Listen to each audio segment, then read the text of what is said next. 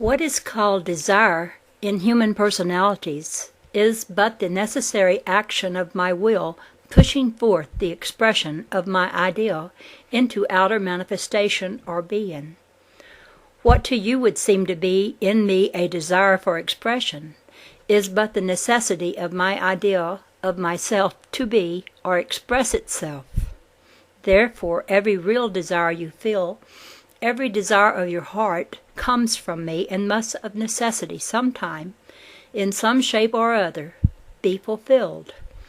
However, as I have no desire because I am all things, once this ideal of expressing myself in this new condition was born, I had but to think, that is, to concentrate or focus my attention upon my ideal, and will it to come forth into expression, or, as is told in my other revelation, to speak the creative word, and at once did the cosmic forces of my being, set in vibration by the concentrating of my will, proceed to attract the necessary elements from the eternal storehouse of my mind, and with my ideal as a nucleus, to combine, form, and shape around it these elements into what is called a thought form of a planet, filling it with my life substance, my consciousness, and endowing it with all the potentialities of my being.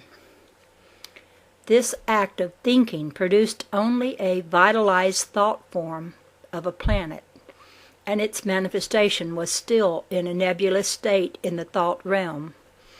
From a thought form, however, the quickening power of the ideal within, with my will focused upon it, proceeded to mold, fashion, and gradually to solidify into material form the various elements of life substance, until my ideal finally shone forth in substantial manifestation in the world of visible forms as the planet Earth, a medium ready for living expression, and now capable of both containing and expressing me. This was the material body prepared by my thinking, in which already dwelt all the potential nature of my being, by reason of the informing power of my ideal within. The next stage was the developing and preparing of avenues or mediums through which I could express the manifold phases, possibilities, and powers of my ideal. The outward evidence of this was what is known as the mineral, vegetable, and animal kingdoms, which each in turn, as it came into manifestation, gradually unfolded higher and more complex states of consciousness that enabled me more and more clearly to express the infinite phases and variety of my nature.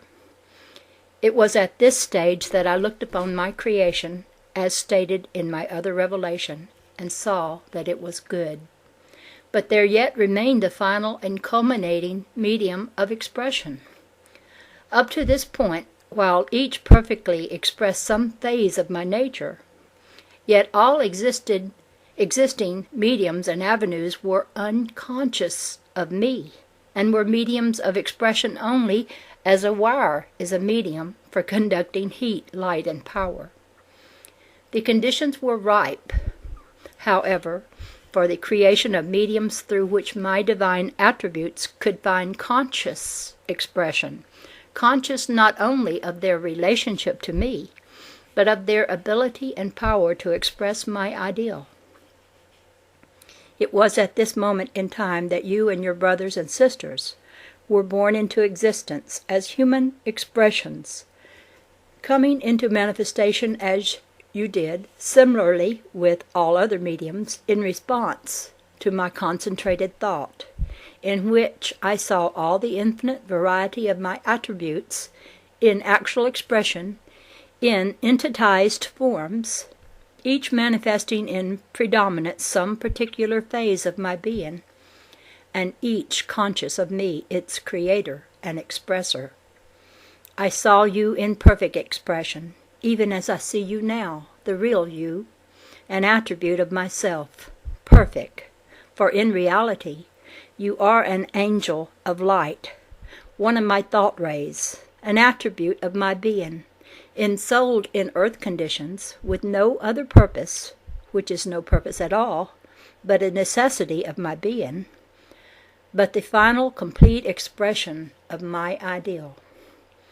In the eternal, there is no time, or space, or individuality, and it is only by reason of the phenomena of thought being born from the womb of mind into the world of matter that the illusions of time, space, and individuality occur. The thought or creature acquiring the consciousness of separateness from its thinker or creator. So it was then that the first tendency to think yourself as separate from me was born. The complete consciousness of separation did not become established until long after. In the beginning, when you thus first entered into earth expression, obeying the impulse I had sent forth through my concentrated thought, you, one of my attributes, surrounded or clothed yourself with my idea of myself in expression as the particular attribute you represented, you being the animating force of that idea. In other words, my idea of myself expressing that particular attribute then became the soul of your particular expression. For you are really a part of me, being myself in expression through the medium of that particular attribute. Having clothed yourself with my ideal, this ideal then, through the necessity of its being, immediately began to attract to itself the necessary thought substance requisite for the expression of that particular attribute, and to build and to shape it into my image and likeness. It thus became a holy temple, filled with my living presence, because inhabited by you, one of my divine attributes. This temple, being in my image and likeness, and composed of my thought substance, surrounded and clothing my ideal, is consequently your real body. It is therefore indestructible, immortal, perfect. It is my complete, imaged thought, containing my living essence, awaiting the time when it can come into outer expression and take on material form. So now we have first, I am, expressing as you, one of my divine attributes. Second, my ideal of you, one of my attributes expressing in earth conditions, are your soul. Third, my image thought of you, forming the temple of your soul, or your soul body in which you dwell. These three make up the divine or impersonal part of you, the immortal three in one. My latent yet completely formulated thought, shaped in my image and likeness, as yet unquickened, and therefore having no connection with your human personality, which has not yet been born. Next chapter, the Garden of Eden. Whether or not you have gotten any clear grasp of what has just been stated, do not discard it as impossible of comprehension.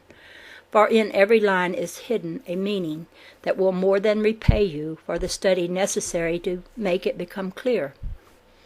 This message is to awaken you to a realization of what you are, to a realization of your real self. It is intended to make you once more conscious of me, your divine self, so conscious that never again will you be deceived by that other self which you have imagined as being you, and which so long has lured you on by feeding you with its unsatisfying sense pleasure, its mental dissipations and emotional delights. Before that can be, it will be necessary for you thoroughly to know the supposed other self, that self which you created by thinking it real and separate from me, and then kept alive by giving it the power thus to entice and deceive you. Yes, that self-created self, with its purely selfish pride and ambitions and imagined power, its love of life, of possessions, of being thought wise or good, but which self is merely your human personality, which was born only to die as a separate identity, and as such has no more reality or permanence than the leaf, the snow, or the cloud.